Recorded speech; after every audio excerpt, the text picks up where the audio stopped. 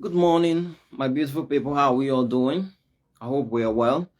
As usual, we're going to be looking into some key issues, and the main issue we'll be looking at today is the way the things are going in the country as per the economy and the protests and even the looting that is now being experienced. There's now a lot of looting, so we'll just look at the whole thing, the whole situation, and how it connects to us as Igbo people.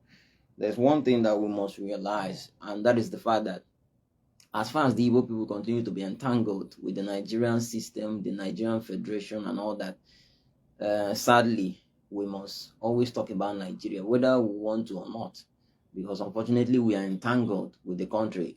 The Igbo people have made it clear severally that they would like to be on their own, they would like to experience self-rule, but the Nigerian authorities, they prefer, they attack the people who are agitating, they go to their homes, abduct them, arbitrary arrest and all that.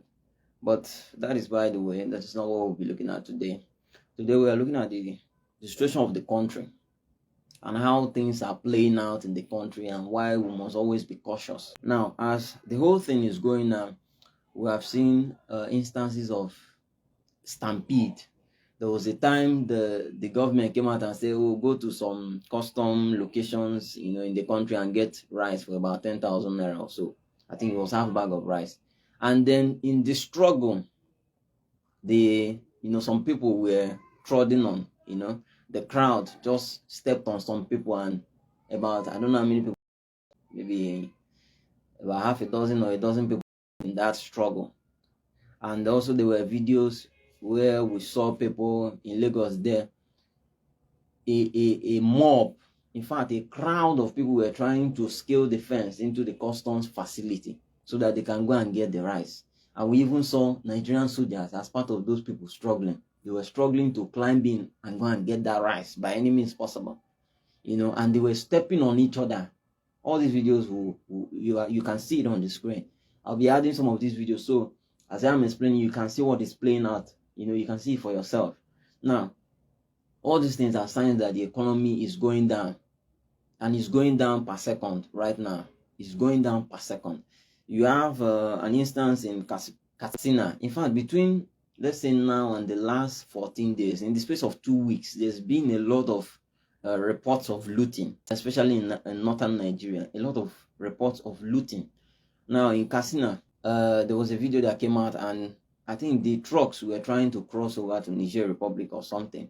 And then people, the hungry northerners, they blocked the truck and looted the things on the truck. I think it was a Dangote truck, and it was carrying flour and all these things. They looted it. They took everything, in that truck. And not very long after, on the 23rd of February, that's last month, there's this place, Suleja Kaduna Expressway. They set up burnt tires along the express, and then they formed their kind of checkpoint. This thing was done by a mob of northerners. They formed their own checkpoint on the expressway so that when your car or vehicle gets there, you have to slow down and then pass through the space provided for you. And so this is what they were doing. They were using that to target some of these trucks carrying foodstuff.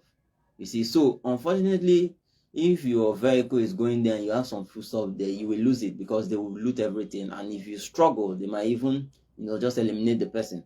So that is the video you can see there. You can see how they set up everything. You see, and some of these trucks carrying foodstuffs, they just block it, loot it, and that one goes like that. On the 2nd of March, something else happened like that in Kaduna. The BUA Foods, BUA company, and all that, their truck was blocked somewhere in Kaduna. All the pasta, you can see how they are, running all over the truck like ants. All the pasta and all the other foodstuff that were on that truck were carried away. This is looting.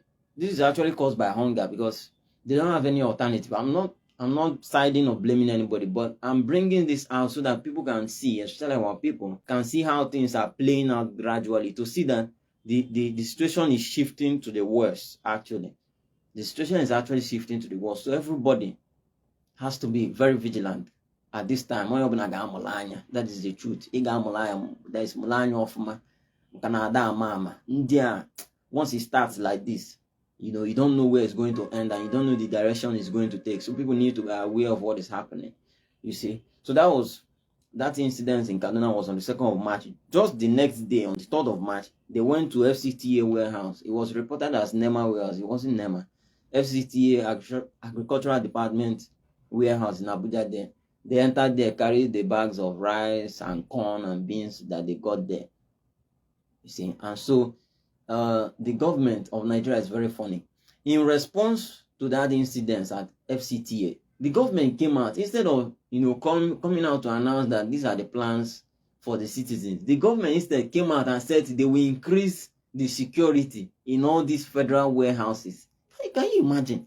What kind of country is this? Instead of bringing out a plan and say, okay, this is what we're going to try to do for the citizens to alleviate, the situation or make it less worse for the people. They instead they came out and said they will beef up security in all the federal warehouses in the country. Look at that. Is to show you that the people who are in the helm of affairs there, they are not interested in solving the situation. They are not interested in solving the situation. And what is funny is that this thing was what was being said even before this current government went in. A lot of people were saying this thing, that this man is not going to do anything there. It might even be worse than the Buhari that just left. People were saying this, but his people just backed him and said, they were saying in their language, it is their turn. That is our local or Emi local, as anyone you want to call it. They were saying Emi local and our local, and then they pushed him until he got there. Now he's in there now. We're all suffering it. The problem is that both the people who did not vote for him and the people who voted for him, everybody is now suffering it. It's not fair, actually. It's not fair. If you are going to push somebody in on the basis of whatever, your tribe or whatever, at least pushing somebody that is capable. Don't push in somebody that is not going to do anything. And now he's there. Now all the Emiloka and our local, we are not hearing it again because everybody hunger is slapping people now inside their houses. Unfortunately, the people who did not support this rubbish are also suffering it.